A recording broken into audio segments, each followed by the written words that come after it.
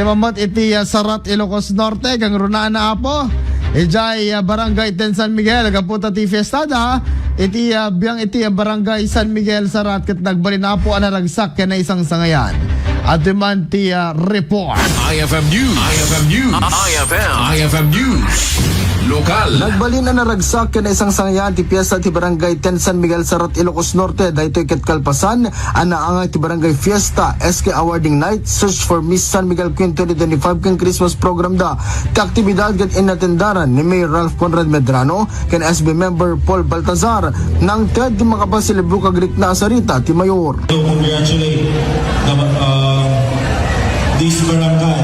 I believe San Miguel is the most creative, most hardworking, and most supporting barangay in the whole Sarat. So, palakpakan naman po natin ang ating sarili. First, of course, yung inyong basketball team who plays second sa aking palaro or palarong pamasko. First palarong pamasko, I will congratulate the basketball team as you have shown such a great fight against St. Mark. Uray, natalo kayo. Practice lang po. I am sure makakamit nyo rin ang gold medal. Huwag nyo lang papabayaan ang mga katawan nyo, sarili nyo, and of course, mag-practice ng practice and build on your chemistry.